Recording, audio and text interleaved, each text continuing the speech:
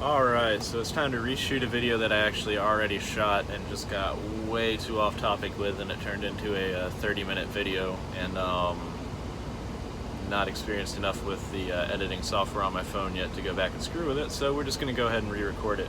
This video is going to be the difference between lease and company, at least at Prime Inc., where I'm at right now. That's the only really experience I have with it. I do know more about the lease side than the company side, as I am a lease operator in the flatbed division at Prime, but I do know a little bit about the company, and I know the major differences between the two, just because I had to decide after my training which way I wanted to go, so I did have to know the gist of what the differences were. The big differences are going to be how much, how you're paid and how much you're paid, the amount of home time that you get and how home time works, the speed of the truck, and your ability to decline loads and decide where you're going to go are going to be your primary differences. Starting off on the first one, I guess the one that everybody really cares about is the pay difference. As a lease operator, I am paid a percentage of the line haul on the load, so the percentage of whatever they charge the customer for the distance that the load is being hauled. In flatbed, I am paid 72% of the line haul. I believe reefer is also 72%, and tanker is 71%, I believe, or the other two may be reversed. I know one is 72%, one is 71%, and flatbed's 72%. Plus, I get a fuel surcharge, so I get paid a certain amount towards fuel depending on how far I'm going to go. It varies from week to week. Some weeks it is, I mean, it's not much. It's not a significant amount, but I mean, everything helps with the fact that I have to pay for my own fuel. If you go company, you're going to be paid per mile. I believe flatbed pays 43 or 46 cents per mile. Reefer pays, I don't remember what the refrigerated division pays, because it depends on whether or not you get a full-size truck like I got or you get a lightweight truck. You get more per mile if you drive a lightweight truck in the refrigerated division. There's a reason for that. The lightweight trucks, there's not a heck of a lot to them. I've got room to stand up and walk around in here. I've got a big old fridge, a microwave. I'll do a truck tour in one of these next videos, even though it's completely trashed right now. I'll just suck it up and show you. Anyways, I live on the road. It's going to be a mess in here. It's a little tiny space. I've got a fridge, microwave. I can walk around between the seats and the bed. With a lightweight truck, it's literally the back of this seat, and then the bed is sitting right there up against the back of it. So they are much, much more compact. Good thing about flatbed division, you can't have a lightweight truck. They won't let you drive lightweight in flatbed division. It's a safety thing. But you can get a mid-roof truck, which is the lower roofed trucks. Getting a little bit off topic here. I'm about to get back on topic. Just one sec. I got a new subscriber too, since I'm off topic. That was pretty cool. I saw that I'm at 3 subscribers now instead of 2. I know I'm making big progress here. 50% more subscribers than last video I made. God, I get off topic easily. Yeah, but you can get a mid-roof. I've got a full-size condo truck. It's over 13 feet tall, and it's absolutely massive. That's what I wanted. And as a lease operator, I got to pick out my truck. I didn't just get assigned a truck. They called me in and said, here's the trucks we have, which one do you want? I ended up waiting about a week to get a hold of a truck because I wanted a brand new 2018, which is what I have. I didn't want an older body style truck. I like the new technology and the new layout in these trucks. It's a lot nicer than the just one body style back. But yeah, so lease, you get paid 72% of the line haul on the load. You get the fuel surcharge, and you get, if you're going through tolls, you get a very small percentage of whatever the tolls are, because I have to pay for the tolls as well. And then with lease, you pay for everything. I pay almost $1,000 a week for the truck payment. I pay $70 a week for my APU, which the APU is an absolute lifesaver. It's worth the $70 a week. It keeps the AC running at night, and every Prime truck has an APU on it, whether you're company or lease, and so you don't have an option. If you're leased, you're going to be paying for an APU. That's just all the Prime trucks have them on there. Trust me, you want an APU. It is very, very nice, especially since these trucks only run between 5 to 30 minutes, is as long as they will idle before they shut themselves off. That's a Prime setting as well. Not my favorite one, because when my APU went out, I had to sit there and get up every 28 minutes and touch the throttle so that it wouldn't shut itself off until it got cool enough outside that I could shut the truck off and not wake up in a completely drenched in my own sweat. But yeah, back on topic. Lease, you're paying for truck payment, APU payment, insurance on the truck, fuel, you pay for your own tolls. The only thing you're not paying for is, I mean, all these trucks are under warranty. So warranty repairs are covered. You do have to pay for preventative maintenance on the truck. I just had to do an oil change on this thing at 75,000 miles. And it was $300 for an oil change plus another $90 to get the oil changed on the APU. So $390 is a just basic preventative maintenance on this truck and the APU. Which isn't that bad, honestly, for 75,000 miles for $300. That's not bad at all. I pay more than that to go 75,000 miles in my Audi. I paid more than that in oil changes. So that's a pretty good bargain right there. But yeah, you pay for everything. Prime does not charge you doesn't rent you the trailer. Prime pays for insurance on the trailer. Prime pays for all the maintenance on the. But yeah, I've had a couple of blowouts, never from hitting a curb. They've all been while I'm going down the interstate, and all of a sudden it's just a very loud bang, and no more tire. Well, tire everywhere. But yeah, a couple blowouts on the trailer, but Prime pays for the tires on the trailers. They pay for insurance on the trailer. They don't charge you rent to use their trailer, which some companies do, and all that. And then company side, you just pay to feed yourself, basically. You make a lot less per load, but the fact that you have no expenses means that even as a lease operator, I do make more than a company driver, but I don't make that much more than a company driver. In some weeks I make significantly less than a company driver. Like the week I had to do the maintenance on the truck, I only got one load in that week, and that one load was barely enough to cover my truck payment and everything, so I ended up owing Prime $750 that week, which they pulled out of my emergency fund, which is a lifesaver. I put 10 cents a mile into an emergency fund. It's like a savings account that Prime manages for you. So when I go on vacation, I'm going on vacation for a week at the end of August. That will pay my truck payment, my APU payment, and all that other stuff. I won't really have any other expenses on the truck that week, so it'll just be the base expenses. They'll pull it out of the emergency fund instead of pulling it out of my bank account or something like that.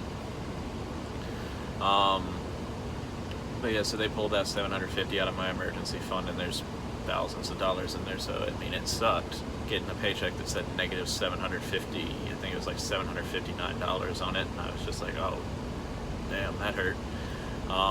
But at least it didn't come back out of my check. But most weeks, when I don't go home and I stay on the road, lease, you're going to make a little more than a company driver.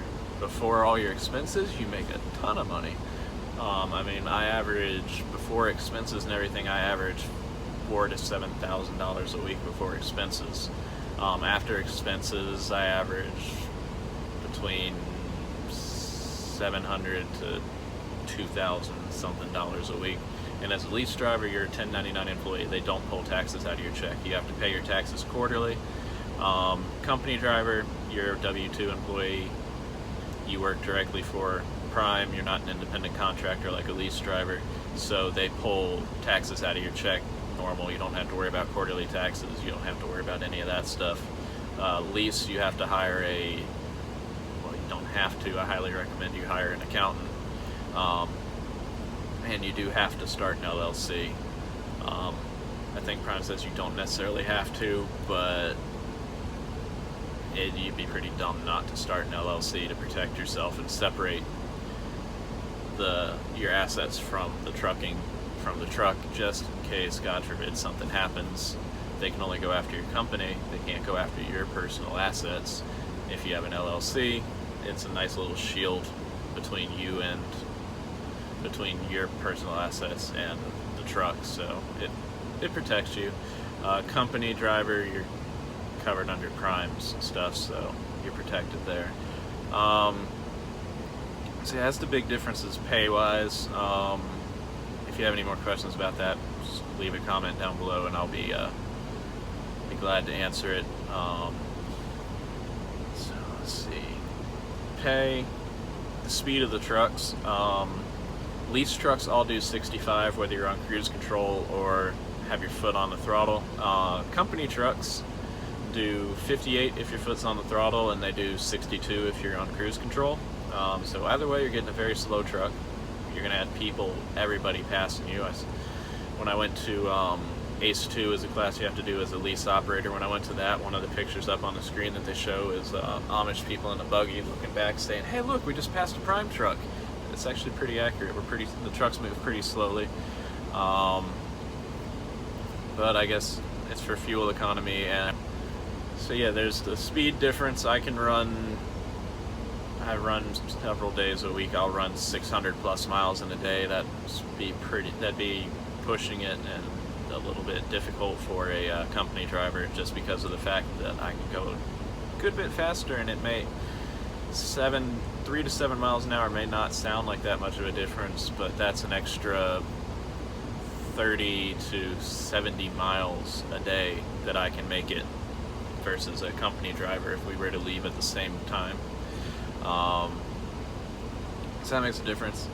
Home time. As a lease operator, I can go home anytime I want. I just have to give them, I live in Atlanta, so my dispatcher asked for a week heads up when I want to go home. So I call her a week before I want to go home, and she gets me home. Company driver, you have to ask, you have to say, "Hey, I'd like to go home now." You accrue 1 day of home time for every week that you're out. And you can only take a certain number of days in a row of home time before they want you back out on the road. You can't just go home indefinitely. I think I can go home for up to 30 days if I have enough money to make my payments and everything before I have to come back out on the road or I lose my job. Where a company driver, I think you can go home like 3 to 5 days straight before you have to go back out on the road. I'm not positive, don't hold me to that, but I know that they can, as a company driver, you cannot go home, just say, "Hey, I'm going home," like I can, and you can't stay home nearly as long as I can if I want to. Not that I would ever actually stay home for a month. That would be stupid financially to do that. And then the ability to, as a lease driver, I've never actually done it, but you do have the ability to turn down loads, or to say, as a company driver, they give you a load unless you have a very, very good reason for saying no to that load, like you're due home time and they're sending you to the other side of the country or something. You can't turn down a load unless you have an extremely good reason. As a lease driver, I technically can turn down a load just because I don't feel like hauling a load. I've never done it. It would not be the smartest thing in the world to do, to just turn down a load just for the heck of it. I've turned down appointment times before, where they give me an appointment that is either after my 14 runs out just because they didn't notice, or it is going to make it so it's impossible for me to get somewhere safe to park for the night, something like that. I will turn down an appointment time and say, "Hey, I can't make that appointment. How about you get me one tomorrow in the morning, and I'll get out there very close, and I can be there at 6, 7 o'clock in the morning if you want. Just let me know what time you want me to be there, and I'll be there." I've done that, and then as a lease driver, I also have the ability to say I won't go certain areas. Like me in the winter, I never had to put tire chains on because, one, I'm from Atlanta, so snow is rather foreign to me. Though not anymore. I did spend a good amount of time in the snow this winter. Just I asked to stay out of like the Rocky Mountains and the really big mountains that even when it's not snowing take some skill to safely make it around in them due to steep grades and stuff. I asked to just stay out of those during the winter, and I was kept out of there. And I've also said that I won't go into New York City. I have no desire to take a truck this size into New York City. I mean, I've heard it's not fun to drive a car through New York City, much less a truck that's almost 70 feet long. So even though the loads into New York City pay very well, I've just said I don't think it's worth the headache.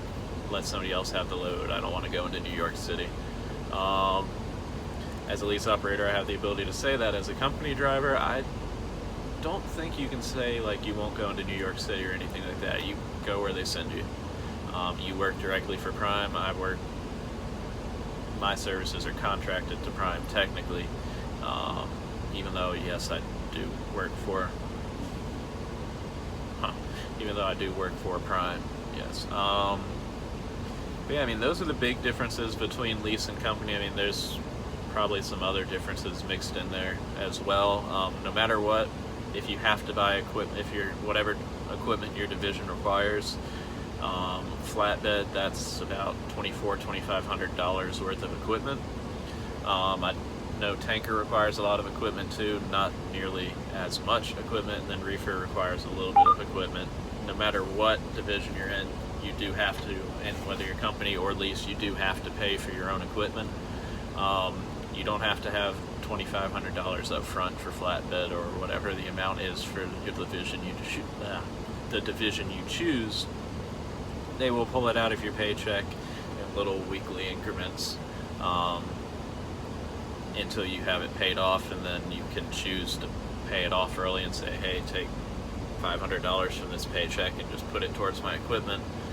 Let's get that paid off. You do have the ability to do that, but so you don't have to worry about funding all of that right up front and saying, well, crap, I want to do flatbed, but I don't have $2,500 to spend on equipment. Plus that $2,500 doesn't even include the tire chains, which were another. God, what did I pay for my tire chains? I never even used them, but I had to have them on the truck because there's certain parts of the country where even when it's not snowing legally, you have to have them on your truck from 1 month to another month, like November to April in Colorado, I think it is. So next time I go home, I'm getting rid of the tire chains because they're ridiculously heavy and they take up a lot of room in my cabinet. Getting off topic again, but I think that I spent like $300 on tire chains, and again, they just pulled it out of my check. And I don't know if company has to buy their own tire chains or not, or if Prime just provides them since they're company trucks. But I know you have to buy, company flatbed has to buy all their equipment, so at the end of it, you do own your equipment. I wish it was just company equipment, honestly, but I mean, it is a rather smart way to do it because you're going to take better care of the equipment when you own it than when the company owns it. Take better care of your tarps and all that kind of stuff when they're yours instead of Prime's. But yeah, I mean, those are the primary differences. If I think of anything else, I'll get off topic in the next video and throw a little bit more in there. Don't know what the next video is going to be about. I guess we'll see what strikes me. It may be why I chose Prime over some of the other companies. It may be the differences between driving a big truck and a car. It may just be random thoughts going through my mind. Maybe I'll just do a completely random video. Who knows? Come back when I post it. I'll probably have another. I know it's been a little while since I posted a video. I've been running around like a crazy person recently, but try to get back to posting them a little bit more often. But yeah, come back, check it out, and until then, y'all have fun. See you later.